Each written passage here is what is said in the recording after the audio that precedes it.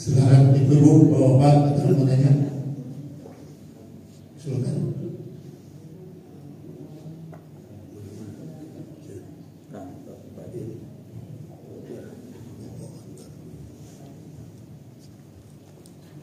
Assalamualaikum warahmatullahi wabarakatuh. Waalaikumsalam. Ayo malam sini tinggal Sultan. Dalam pembukaan tausiah yang saya paling ingat dan catat ini masalah, dan memang ini sering dilakukan, terutama yang kadang-kadang bawa acara ini tak pernah lupa, wabillahi taufiq wal hidayah. Tadi sudah sedikit diceritakan masalah apa hidayah maupun taufik, tapi rasanya masih agak samar-samar juga yang karena ada kadang-kadang selentingan gitu ini di rumah tangga kita masing-masing ini.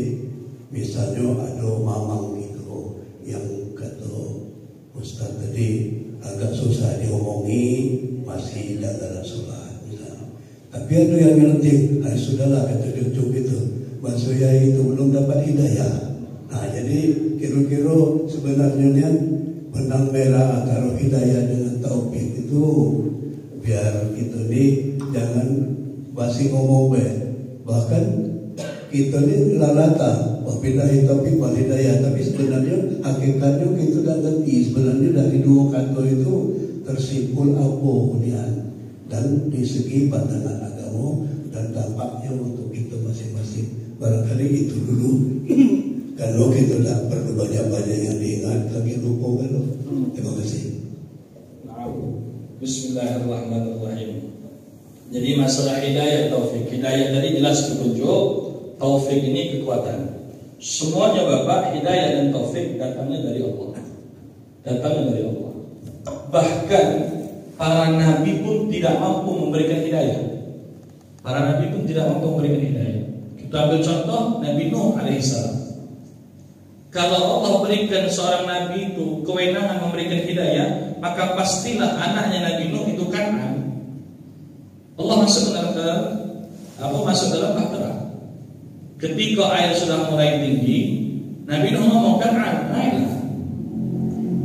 Tak mau dia tetap dengan bersikeras dia tak mau naik. Menunjukkan apa? Bahkan Nabi pun tidak punya wewenang untuk memberikan hidayah. Artinya hidayah mutlak dari Allah. Tambah lagi kita. Nah tugas kita ini mana Ustaz? Misal lagi pun tadi gawe nak bertokel sepanjang. Misal gawe tak kalah semaya, nak gawe tak benar. Kamu kita sebagai manusia, tugas kita cuma ngajar. Cuma ngajar. No akan dia. Nah dia semayang atau tidak itu kehendak Allah. Allah yang memberikan hidayah itu.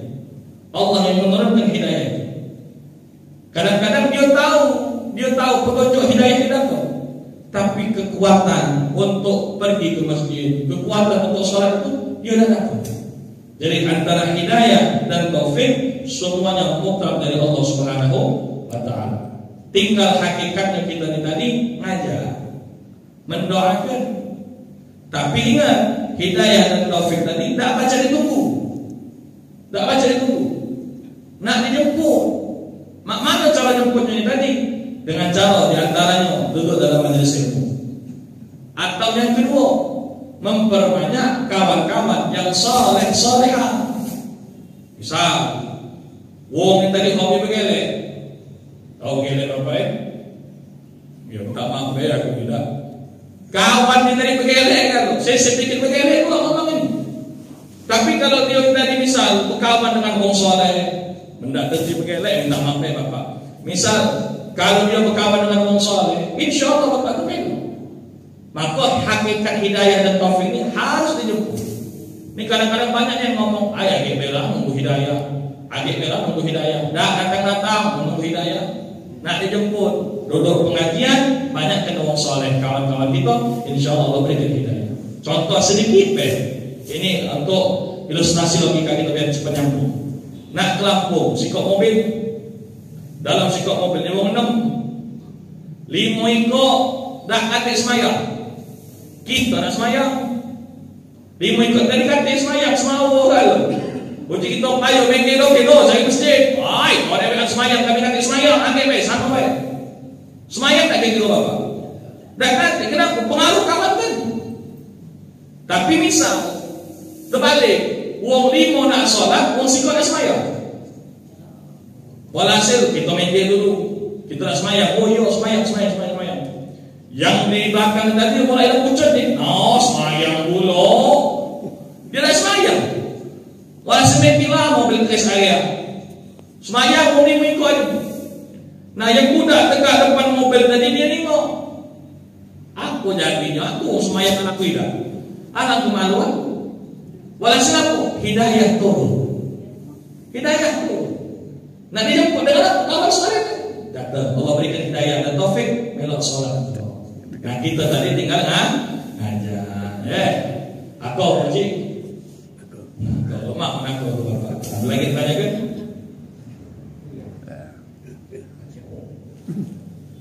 Assalamualaikum warahmatullahi wabarakatuh. Ustaz mau nanya, ini sekarang kan kita zamannya zaman HP.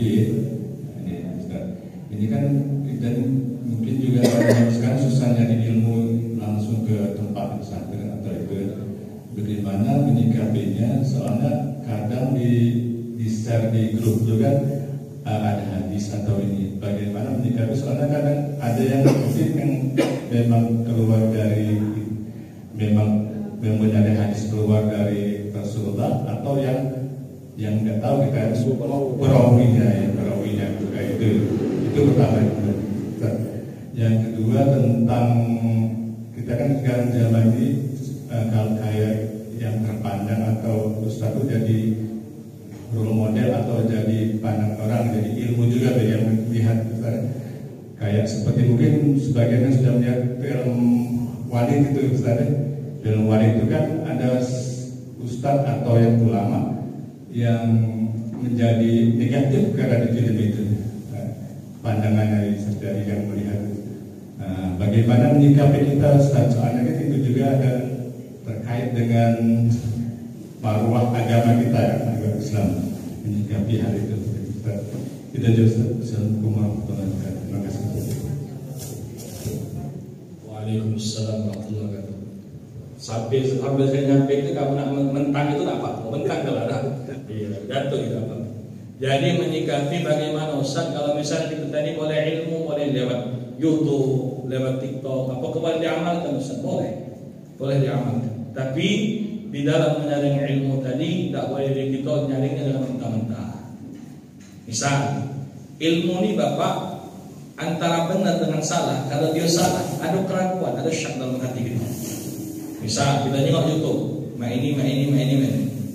Keraguan dalam hati kita, ragu ini. Kalau ragu jangan diamalkan, tinggalkan. Atau misal kita bertanya dengan ustaznya, misal teman ustaz, aku ni boleh ngirim ini lah. Kira-kira benar tidak ini? Ditanya. Tapi kalau misalnya kita sekedar amalan-amalan biasa, misal amalkan salat sunat duha 4 rakaat, tahajud 2 rakaat, boleh diamalkan, boleh tidak apa-apa. Dan itulah sebagai rahmat yang Allah berikan kepada kita. Karena mungkin jangkauan kita tadi sudah semakin canggih, boleh kita amalkan apa. Tapi itu kalau misal ada keraguan, tinggalkan. Sekedar ngamalkan, tidak apa-apa. Tapi memang yang namanya belajar tadi nak dulu, nak berhadapan dengan guru. Biar apa? Biar ilmu ini tadi nyambung, musafsah. Tapi tidak kata salahnya kalau kita ngamalkan tadi. Ingat, kalau ada keraguan, tinggalkan, jangan diamalkan. Yang lalu yang kedua, masalah film Walid tadi. Memang Ustaz ini tadi sebagai contoh juga, bahkan disebutkan Bapak oleh Habib Jindan, kata dia apa? Nak nengok ke Ustaz itu, nak dia ni bermanfaat atau tidak, belum dia ngomong. Nengok rainya apa itu? Kalau nengok rainya atau nengok tadi pakaian tadi kita sudah buat ingat kita dengan Allah, hanya insya Allah jadi orang baik. Misal Ustaz ini tadi pakai baju kuning kan? Minta maaf kuning kan? Saya ini tadi banyak lah bolong tu. Kop camegin pulau. Makanya ni Ustaz, alasannya zuhud. Kita kan harus sederhana. Hidup kan harus zuhud. Tidak mak itu selalunya. Kalau misal kita tampakkan kezuhudan kita dengan model itu, walhasil orang-orang non muslim juga kita ni kera ini. Kera dan kera sama kera. Ini apa ini tidak memberikan contoh tadi. Tapi boleh kita kalau bisa sederhana. Tapi juga jangan kita berlebih-lebihan. Biasa-biasa. Kiai zaman dulu tidak perlu macam-macam. Kiai zaman dulu betul ulama berseret. Itulah bokap itu. Memang dari zahir saja sudah bisa kita pandang. Ada orang katakan tidak perlu zahir, batin. Orang nak tengok batin tu dari zahir dulu. Orang nak tengok batin tu dari zahir. Kalau zahirnya bersih, insya Allah hatinya bersih. Nah, mana dalam video valid itu Ustaz? Atau video valid itu adalah video yang mungkin banyak dari kalangan ulama. Beberapa ulama mengatakan video tersebut tidaklah baik. Tidaklah baik. Karena apa yang memoda baik? Orang-orang non-muslim yang memang mereka ada rasa kebencian dengan Islam, dia mengatakan, oh ternyata tiap-tiap yang berjenggot, tiap-tiap yang bergamis, ini galung. Tiap-tiap memakai kenturi pala itu, tiap-tiap yang memakai tasbih besar, oh bejat galung. Padahal kan tidak. Maka yang model-model itu tidak usah ditonton ya, ambil yang bagus-bagus. Banyak ulama-ulama yang baik, insya Allah. Aku. Nah, jadilah ada. Jadi dibentang ke, baca urung makan itu pagi. Mudah-mudahan manfaat, minta syukurnya, minta ikhlas, minta ridho dunia akhirat. Tadi ingat, habis kita ambil wudu, baca inna anzalnahu fi lailatul qadar. Insyaallah jadi amalan bifaridul hamma, menjauhkan kita daripada kesusahan. A'udzubillahi minasyaitonir rajim. Bismillahirrahmanirrahim. Alhamdulillahirabbil alamin. Allahumma shalli wa sallim ala sayyidina Muhammad wa ala ali sayyidina Muhammad. Rabbana taqabbal minna innaka antas samiul alim wa tub alaina innaka antat tawwabur rahim. Bihaqqi rabbana atina fid dunya hasanah wa fil akhirati hasanah wa qina adzaban nar. Wa sallallahu ala sayyidina Muhammad wa ala alihi wa sahbihi wa sallam. Alhamdulillahirabbil alamin. Taqabbalallahu minkum minna wa minkum taqabbal ya karim.